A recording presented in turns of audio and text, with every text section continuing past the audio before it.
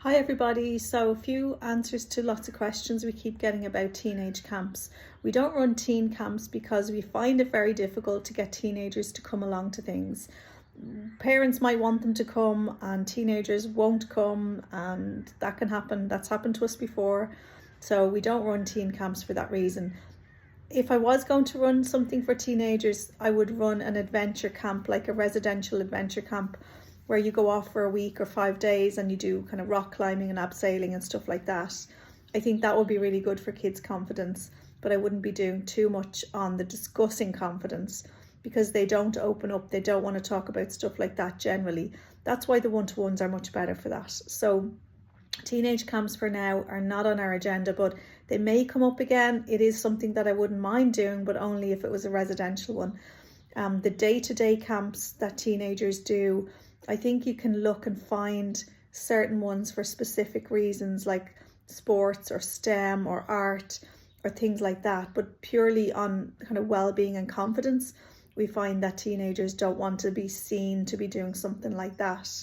So they'll only do things with their friends. So that's why we haven't ran them. We've learned in the past that they don't show up to things that we organise, and so it's from experience.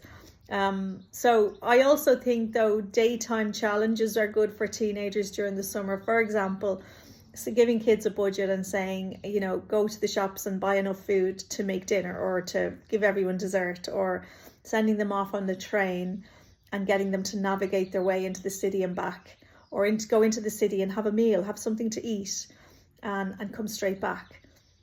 Or things like that. Anything that's a challenge that they've never done before, that's pushing them out of their comfort zone, but they have the rules and they know what they need to do if something goes wrong.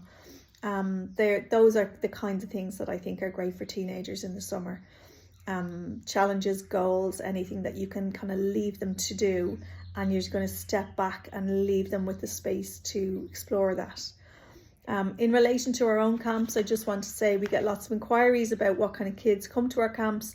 Very, very inclusive. Everybody is welcome. It doesn't matter whether you're quiet or confident or shy, or you're neurodivergent, you've got autism, ADHD, dyspraxia, dyslexia. Everybody is welcome. The only children that we really can't have on the camp are the children that need one-to-one attention, like a lot of one-to-one adult time. We don't have the ratios to cope with that, so we can't have children that need a huge amount of SNA help in school.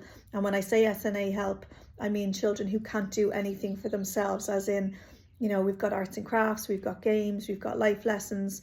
And if somebody needs a huge amount of adult attention, then that adult is not going to be able to help the other children that they're with. So that's the only reason why we say that. There are some other things like July provision that would be able to help those kids. So all are welcome. We've still got space left. We're fully booked in Skerries now, and we still have lots of space locally on Lusk and Stamullen. So if you were going to book Skerries and you still want to come, you can send your children to Lusk or Stamullen. So we hope to have a fantastic summer. Take care. Bye.